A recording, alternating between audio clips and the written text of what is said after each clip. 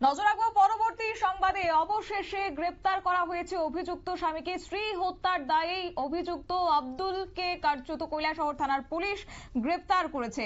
আব্দুল জালাল নামের সেই ব্যক্তি গত 8 মার্চ যে বিষয় জানা গেছিল যে সংবাদ প্রকাশের পর লজ্জায় পড়ে নিজেদের ভাবমূর্তি অটুট রাখতে গিয়ে 4 দিন পর অভিযুক্ত আব্দুল জালালকে 13 মার্চ বুধবার গভীর রাতে আটক করেছে কৈলাসহর মহিলা থানার পুলিশ। এবং কৈলাসহরে মহিলা থানার অধীনস্থ ইছুকপুর গ্রাম পঞ্চায়েতের 3 নম্বর ওয়ার্ডের পাখিরবাদা গ্রামের স্থানীয় বাসিন্দা রুখিয়া বেগম। রুখিয়ার জন্মের পর থেকেই নাকি রুখিয়ার মা মানসিক অবসাদগ্রস্ত ছিল। রুখিয়ার বাবা পেশায় দিনমজুর। অভাব অনটনের মধ্যেই রুখিয়া কৈলাসহর কলেজ থেকে 2018 সালে রাষ্ট্রবিজ্ঞানে অনার্স নিয়ে পাশ করে 2022 সালে টেট সম্পূর্ণ করে 2022 সালের ডিসেম্বর মাসে সরকারি স্কুলের শিক্ষিকার চাকুরি পেয়েছিল।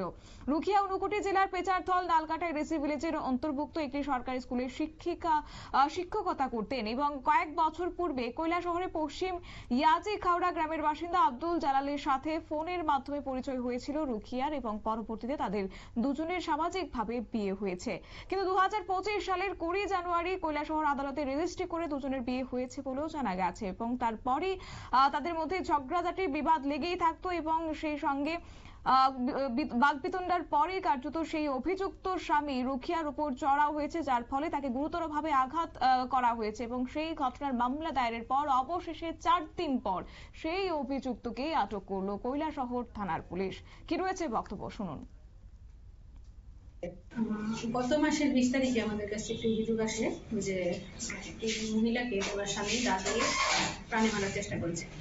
তো সেই কমপ্লেন মূল্যে আমাদের পিএসএটি কেস রেজিস্টার হয়, যার মামলা নম্বর হয়েছে 6/25। তখন সে যে অভিযুক্ত সে পলাতক ছিল, কিন্তু গতকালকে একটা গোপন খবরের ভিত্তিতে অভিযুক্তকে আমরা উপচার এলাকা থেকে অ্যারেস্ট করেছি। অভিযুক্তর নাম আব্দুল জালাল। ওর বাড়ি কোথায়? ইয়াজি খাওড়া। আর যে কমপ্লেন করেছিল তার কে হয়? তার স্ত্রী। স্ত্রীর নাম রুখিয়া বেগম। তো আজকে কি আপনারা ইহতে প্রেরণ করবেন কোর্টে? আদালতে প্রেরণ করবেন, ঠিক আছে।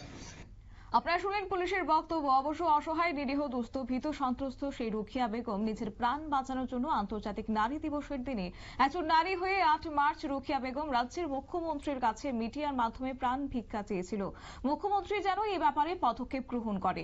অবশ্য এই খবর 8 মার্চ সম্প্রচারিত হওয়ার পর কৈলাসহর মহিলা থানার পুলিশ চাপে পড়ে গতকাল গভীর রাতে কৈলাসহর কোবচার এলাকা থেকে আব্দুল জালালকে গ্রেফতার করেছে। কিন্তু কি কারণে এতদিন আব্দুল জালালকে গ্রেফতার করতে ব্যর্থ ছিল পুলিশ, এই নিয়ে কিন্তু সমাজের শুভবুদ্ধি সম্পূর্ণ সচেতন মহল প্রশ্ন তুলতে শুরু করেছে।